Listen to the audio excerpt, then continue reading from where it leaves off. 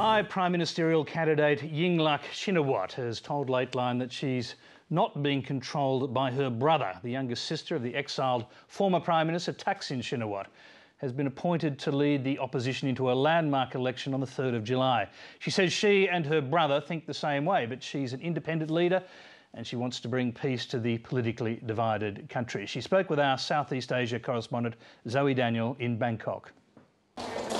Thailand's become a victim of its volatile political past, and ahead of next month's landmark election, Yingluck Shinawatra has a mantra that it's time to move forward. We don't say one side has to lose. I think the country has to win. That's the aim. Yingluck is the youngest sister of former Prime Minister Thaksin Shinawatra, who was ousted in a coup in 2006 and now lives outside Thailand to avoid jail for a conflict of interest conviction. She's been appointed to lead the opposition Pheu Thai party into the poll under the slogan "Thaksin thinks, Pheu Thai does."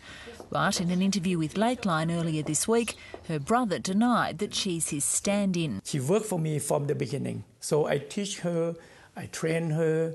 The working habit style is really exactly like me. But in describing her as a clone, are you saying that she's your puppet, that she's doing what you tell her to do? No. Clone is mean that the same culture, the same background, the same ideas, the same attitude, the same thinking.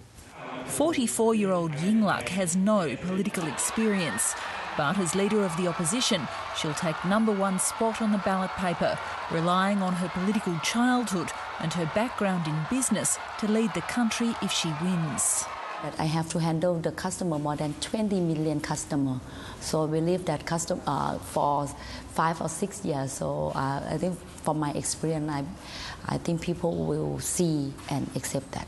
Politics is a hard game though, particularly in Thailand. Are you strong enough? But we play a lot of politics since a long time, so I don't think Thai people will need me to just join the politics and play the politics as a daily basis.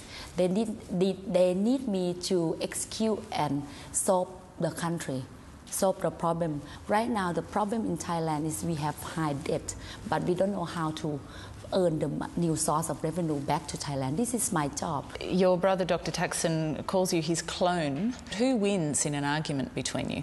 What if you disagree with him? No, I think in terms of the idea, we exchange the idea.